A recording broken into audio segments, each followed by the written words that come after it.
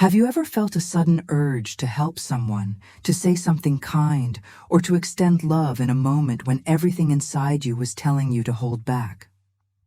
Maybe you've experienced that gentle nudge from within, that quiet voice suggesting you reach out to a friend you haven't spoken to in months, or the impulse to forgive someone who has hurt you deeply. These moments are not coincidences. They are what A Course in Miracles calls miracle impulses, and they represent some of the most profound opportunities for spiritual growth and healing in our daily lives. But here's what many of us discover on our spiritual journey. Not every impulse we feel is actually a miracle impulse. Sometimes what we think is divine guidance is actually our ego dressed up in spiritual clothing. Sometimes our desire to help becomes controlling. Our urge to share truth becomes judgment, and our impulse to love becomes possessive attachment. This confusion between authentic miracle impulses and their distortions is one of the most challenging aspects of walking the spiritual path, and it's exactly what we're going to explore together today. Think about your own experience for a moment. How many times have you acted on what you believed was spiritual guidance, only to find that the results were chaotic, painful, or somehow off target? How often have you questioned whether that voice you're hearing is truly the Holy Spirit, or just your own wishful thinking? If you've ever found yourself in this predicament, you're certainly not alone. This struggle to distinguish between pure spiritual impulses and their ego-based distortions is universal among course students. And it's precisely why today's topic from Chapter 1, Section 7 is so vital to understand. The beautiful truth that A Course in Miracles teaches us is that miracle impulses are natural to us. They are not something we need to manufacture or force. They flow from our true nature when we're aligned with love instead of fear. But the challenging reality is that our minds, still partially identified with the ego, often intercept these pure impulses and twist them into something else entirely. What begins as a genuine desire to extend love can become a need to be needed.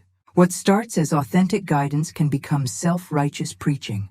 What originates as a call to forgiveness can transform into spiritual bypassing. This is why so many sincere spiritual seekers find themselves frustrated, confused, or even burned out. They're genuinely trying to follow guidance, genuinely attempting to be miracle workers in the world, but they're unknowingly operating from distorted impulses that create more problems than they solve. The good news is that these distortions are not permanent, and they're not a sign that we're failing spiritually. They're simply part of the learning process, part of how we gradually train our minds to recognize the difference between the ego's voice and the voice for God. Throughout my own journey with the Course, I've learned that understanding miracle impulses and their distortions isn't just theoretical knowledge. It's practical wisdom that transforms how we navigate every relationship, every decision, and every moment of our lives. When we can clearly distinguish between pure miracle impulses and ego-driven distortions, we become far more effective instruments of peace. We stop second-guessing ourselves so much. We create less drama in our relationships. And we begin to experience the joy and confidence that comes from truly following divine guidance. Today, we're going to dive deep into this crucial topic. We'll explore what miracle impulses really are, how they get distorted by our fearful thinking, and most importantly, how we can learn to recognize and correct these distortions so that we can become clear channels for miracles in our world. Whether you're new to A Course in Miracles or you've been studying it for years, this exploration will give you practical tools for discernment that you can use immediately in your daily life. So take a deep breath, open your heart, and let's embark on this journey of understanding together. The clarity you gain today could transform not only your own spiritual practice, but also your ability to truly serve and heal in every situation you encounter. Understanding pure miracle impulses here is something that might surprise you. You've been receiving miracle impulses your entire life, long before you ever heard of A Course in Miracles. That sudden urge to call your grandmother just when she needed to hear from someone. The inexplicable knowing that you should take a different route home, only to later discover there was a major accident on your usual path. The gentle inner prompting to speak words of encouragement to a stranger who was having the worst day of their life. These weren't coincidences. They were miracle impulses in action. But what exactly is a miracle impulse according to the Course? Think of it as a divine text message from the Holy Spirit, a gentle nudge from the part of your mind that remains connected to infinite love and wisdom. Unlike the ego's frantic demands and fearful urgings, miracle impulses arrive with a quality of peace, even when they're asking you to do something that challenges your comfort zone. They carry what we might call a spiritual signature, a sense of rightness that doesn't depend on whether the action makes logical sense to your analytical mind. The Course teaches us something revolutionary about these impulses. They're not special events reserved for saints and mystics. They're actually the natural state of a mind that's aligned with its true purpose. When we're not defending against love, when we're not trying to control outcomes, when we're not lost in the ego's drama, miracle impulses flow through us as naturally as breathing. This is why children often seem so intuitive, so spontaneously loving. They haven't yet learned to block these natural expressions of their divine nature. What makes a miracle impulse authentic? First, it always comes from love, never from fear. Even when it's guiding you toward a difficult conversation or challenging situation, the impulse itself feels loving. It might be asking you to set a boundary, but the energy behind it is protective and caring, not angry or punitive. Second, pure miracle impulses are always about extension, not getting. They're prompting you to give something: love, forgiveness, understanding, presence, rather than to manipulate a situation to get something you want. Here's where it gets really interesting. Miracle impulses often don't make sense to our logical minds. The Holy Spirit operates from a perspective that sees the whole picture, while our ego mind is focused on immediate circumstances and past experiences. So when you get that impulse to forgive someone who hasn't apologized, or to express gratitude in the middle of a crisis, or to remain calm when everyone around you is panicking, that's the Holy Spirit working through you to create healing at a level your conscious mind can't fully comprehend. Remember a student sharing with me how she received a clear impulse to visit her elderly neighbor, even though she was exhausted after a long day at work. Her ego mind gave her a dozen reasons why this was inconvenient, but something deeper kept urging her forward. When she knocked on the door, she discovered her neighbor had fallen and had been unable to get up for hours. That miracle impulse wasn't just about helping one person. It created a ripple of healing that strengthened the entire community's sense of connection and care. This is the beautiful truth about miracle impulses. They're intelligent. They know things our limited perspective cannot see. They understand the interconnectedness of all situations and how one act of love can heal multiple layers of fear and separation. When we learn to recognize and trust these impulses, we become powerful agents of transformation in our world. The key insight here is that miracle impulses are already present within you. You don't need to become more spiritual to receive them. You just need to become more aware of what's already there and learn to distinguish these authentic promptings from the ego's many counterfeits.common types of distortions. Now, here's where things get really interesting, and if you're honest with yourself, probably a little uncomfortable. Because while we all love the idea of following divine guidance, the truth is that our egos are incredibly clever at hijacking miracle impulses and twisting them into something that serves fear instead of love. The ego is like a master counterfeiter, creating spiritual-looking impulses that are almost indistinguishable from the real thing, except for their ultimate results. Let me share something that might sting a little. Every single one of us has acted on what we believed was spiritual guidance, only to create more chaos, hurt feelings, or complicated situations. If you've never experienced this, you're either not paying attention or you're not being honest with yourself. This isn't a failure. It's part of the learning process. But understanding how these distortions work can save you years of confusion and help you become a much clearer channel for authentic miracles. The first major category of distortion is what I call fear-based helping. This happens when a genuine impulse to extend love gets filtered through our own unhealed fears and needs. You receive a real miracle impulse to support someone who's struggling, but instead of offering pure presence and love, you find yourself taking over, giving unsolicited advice, or trying to fix their problems because their pain triggers your own anxiety. The original impulse was authentic, but fear contaminated the expression. I once knew a course student who felt guided to reach out to her estranged sister. Beautiful impulse, right?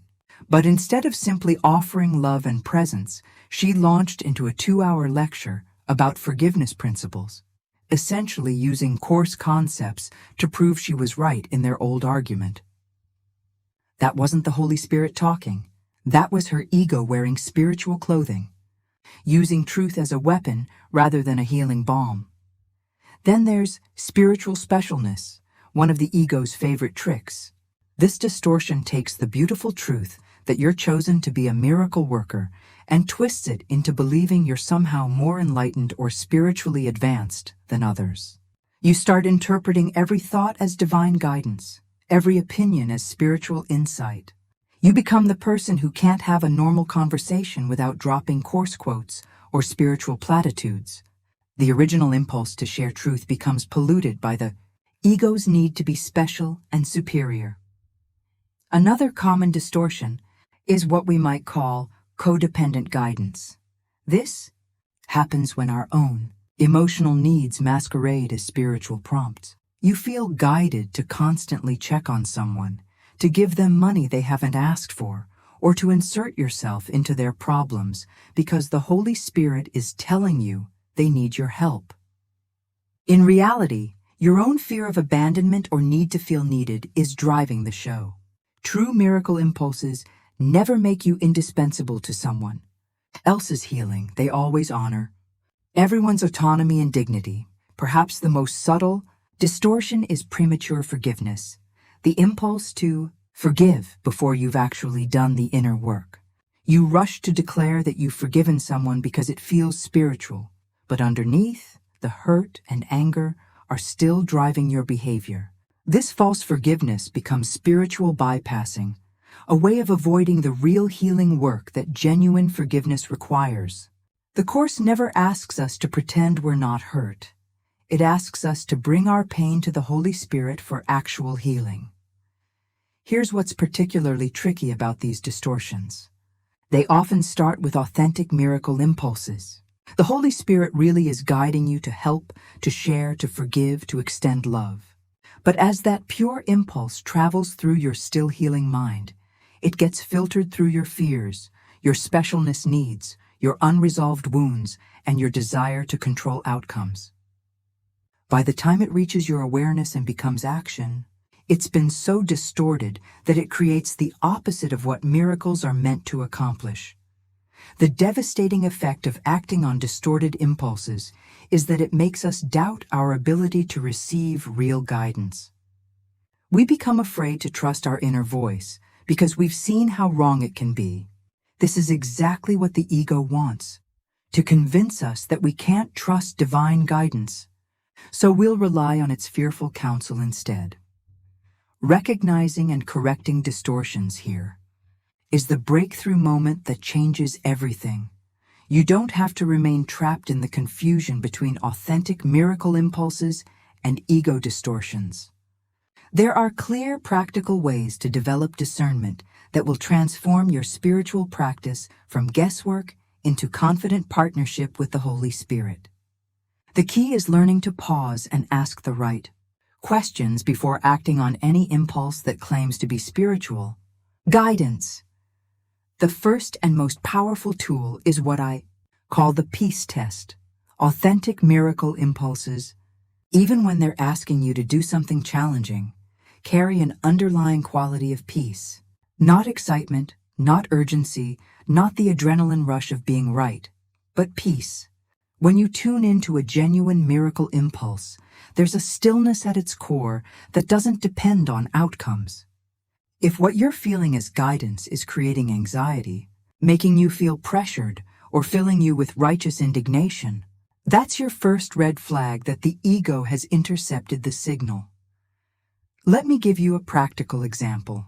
You feel called to have a difficult conversation with someone. If the impulse is authentic, you'll feel nervous about the conversation itself. That's natural. But there will be an underlying peace about having it. If the impulse is ego-driven, you'll feel agitated, rehearsing what you're going to say, building a case for why you're right, or feeling urgency about timing. The Holy Spirit is never in a hurry, and it never needs to prove anything.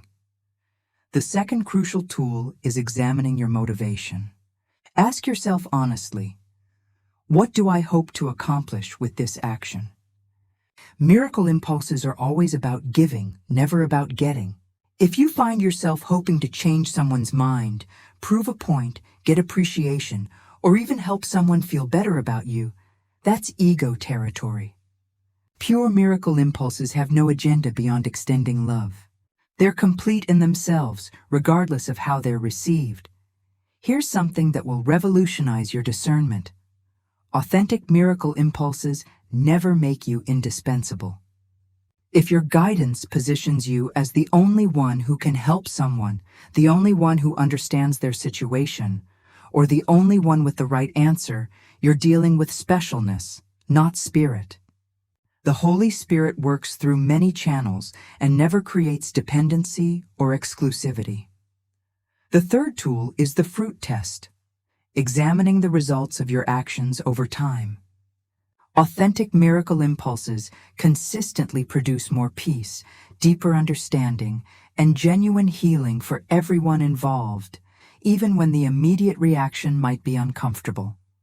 Distorted impulses create drama, confusion, dependency, or resentment, even when they initially seem to help.